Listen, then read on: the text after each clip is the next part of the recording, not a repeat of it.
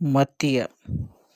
ఈ మత్తీయ ఇస్కరియోతు యూదా మరణానంతరం 12 మంది శిష్యుల్లో ఒకనిగా అపోస్తలుల చేత ఎంచబడిరి. ఎంపిక చేయబడినటువంటి వ్యక్తి ఈ మత్తీయ. చీట్లు వేసి తద్వారా ఇతన్ని ఎంపిక చేయడం జరిగింది. ఇతడు ద్వారా అపోస్తలు సంపూర్ణ పూర్ణ సంఖ్య 12 మంది శిష్యులుగా ఎంచబడిరి. ఇతడు నరమాంస భక్షకులకు సువార్తను అందించాడు. భయంకరమైన నరమాంస భక్షకుల వద్దకు వెళ్ళి వారికి దేవుని యొక్క ప్రేమని దేవుని రుచిని చూపించిన వ్యక్తి.